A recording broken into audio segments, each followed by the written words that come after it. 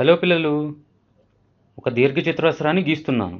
చూడండి, ఇది ఒక భుజము, ఇది ఇంకొకటి, ఇది ఇంకొక భుజము, ఇది చివరి భుజం, ఇది కర్ణము, మరియు ఇది ఇంకొక కర్ణము.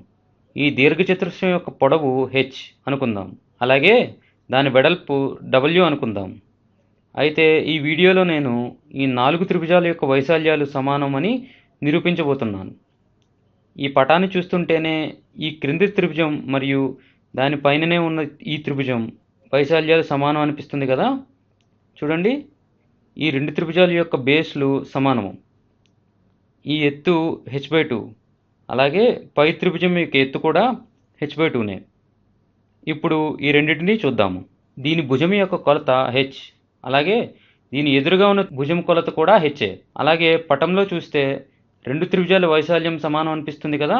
ఈ నీలపు రంగులో గీసిన త్రిభుజముల యొక్క వైశాల్యము ఈ ఆరెంజ్ రంగులో గీసిన త్రిభుజముల యొక్క వైశాల్యం సమానం అని నిరూపిద్దాం. ముందు త్రిభుజం యొక్క వైశాల్యం కనుక్కునే ఫార్ములాని రాద్దాము. Area is equal to 1/2 into B into H.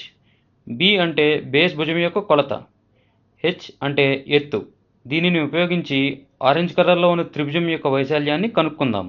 Area equal to 1/2 into base into H. Base కొలత ఎంత? అది డబ్ల్యూ అవుతుంది. ఎత్తు ఎంత? 1/2h అనుకున్నాం కదా. కావున area is equal to 1/2 into 1/2 is equal to 1/4. 1/4 into W into H వచ్చింది. ఈ రెండింటిలో వాటి వైశాల్యాలను రాస్తున్నాను. ఇప్పుడు నీలం రంగు త్రిభుజాల యొక్క వైశాల్యాలను కనుక్కుందాము. Area is equal to 1/2 into base into height. Base కొలత ఎంత? ఇది దీర్ఘచతురస్రం యొక్క పొడవు, కావున హెచ్ అవుతుంది. అలాగే ఈ త్రిభుజం యొక్క ఎత్తు ఎంత?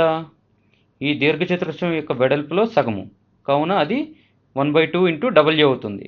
కావున area is equal to 1/2 into H into 1/2 into W. Area is equal to 1/2 into 1/2 is equal to 1/4. 1/4 into H into W. కావున వైశాల్యం area is equal to 1/4 into W H అని వ్రాస్తాను. దీనిని నీలం రంగు త్రిభుజంలో రాస్తే 1/4 WH. అన్ని త్రిభుజాల యొక్క వైశాల్యం 1/4 WH వచ్చింది. కాబట్టి అన్ని త్రిభుజాల యొక్క వైశాల్యం సమానమే కదా. వచ్చే వీడియోలో మళ్ళీ కలుద్దాం.